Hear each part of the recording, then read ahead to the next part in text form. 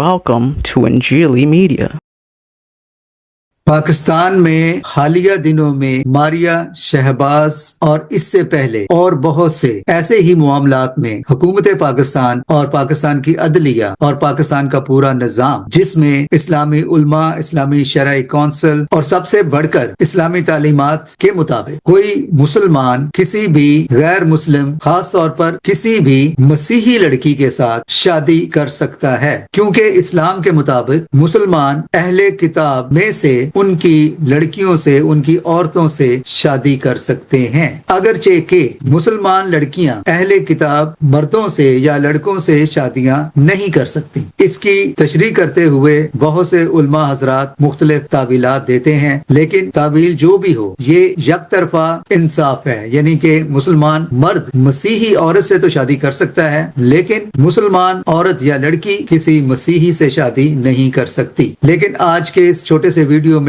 مدعا اصل میں یہ نہیں ہے۔ مدعا اصل میں یہ ہے کہ اگر اسلام کے مطابق، اگر پاکستان کے شرعی یا عدالتی نظام کے مطابق کوئی مسلمان مسیحی لڑکی سے یا یوں کہہ لے کہ اہل کتاب سے شادی کر سکتا ہے، تو پھر یہ دلیل یا یہ سارا معاملہ ان کے اسلام کے مطابق ہے، ان کے مذہب کے مطابق ہے، لیکن ہمارے مذہب کے مطابق نہیں ہے۔ ہمارے مذہب کے مطابق کوئی بھی مسیحی لڑکی یا لڑکا، مرد یا عورت کسی بھی غیر مسیحی سے شادی کر ہی نہیں سکتی۔ اگر آپ کا مذہب آپ کو اس بات کی اجازت دیتا ہے کہ آپ میں سے کوئی مسلمان مسیحی لڑکی سے یا عورت سے شادی کر سکتا ہے، تو ہمارا مذہب اس کی بالکل ہی اجازت نہیں دیتا۔ اگر آپ کو اپنے مذہب کے مطابق عمل کرنے کی اجازت ہے تو پھر ہمیں بھی، ہمارا مذہب اس کی اجازت نہیں دیتا، لہٰذا ہمیں بھی اپنے مذہب پر قائم رہنے کی اجازت ہونی چاہیے۔ بائبل مقدس میں نیا عہد نامہ ہو یا پرانا عہد نامہ، دونوں میں اس بات کی سختی سے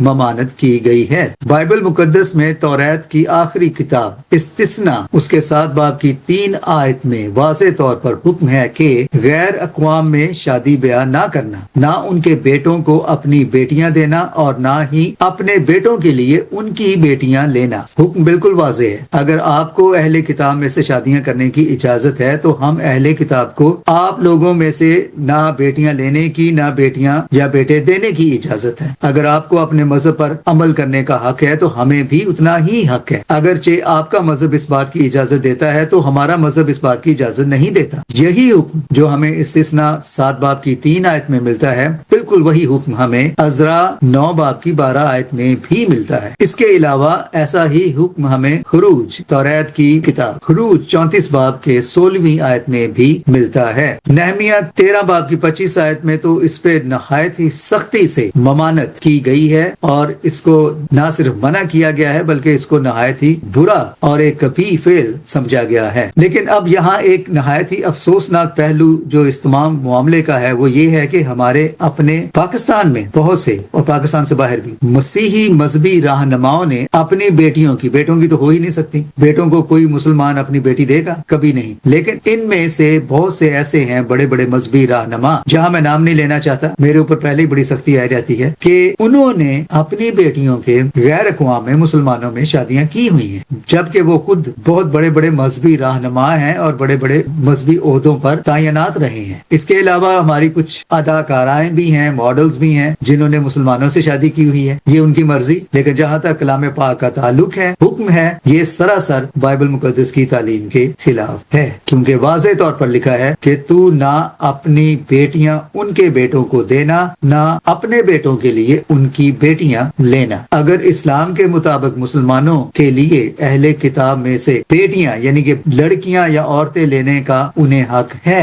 ان کے مذہب کے مطابق، تو پھر ہمارے مذہب کے مطابق ایسا کرنا بالکل بھی واجب نہیں ہے۔ تو اگر آپ کو اپنے مذہب پر چلنے کی اجازت ہے، حق ہے، تو پھر ہمیں بھی اپنے مذہب کے مطابق ایسا کرنے سے قطعی طور پر منع کیا گیا ہے۔ تو مسلمان ہماری لڑکیاں تو لے سکتے ہیں، لیکن لڑکے یا مرد ان کی بیٹیوں سے شادی نہیں کر سکتے. یہ کیسا انصاف ہے؟ تو یہ سراسر بے انصافی اور زور زبردستی ہے، جس میں افسوس کہ عدالتیں بھی نہایت ہی جانبدارانہ فیصلے دیتی ہیں اور حکومت پاکستان تو ویسے ہی ان چیزوں کا اتنا نوٹس ہی نہیں لیتی. تو مسیحی قوم کی طرف سے ہم اپنے اس چینل انجیلی میڈیا پر مسیحی قوم کے، خاص طور پر پاکستانی مسیحی لوگوں کے حقوق کی ہمیشہ بات کرتے ہیں، اب بھی کر رہے ہیں اور کرتے بھی رہیں گے. یہ سارا معاملہ نہایت ہی حساس ہے اور اس کو نہایت ہی حساسیت کی نگاہ سے دیکھنا چاہیے. حکومت پاکستان ہو یا عدلیہ ہو، جہاں تک مسلمان مذہبی رہنما ہیں، علماء ہیں، مولوی لوگ ہیں، ان سے تو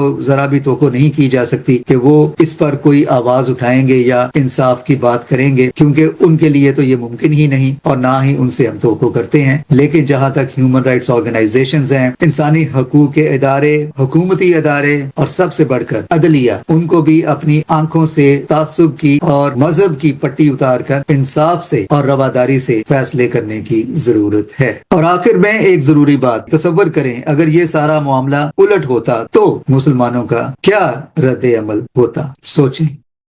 Thanks for watching.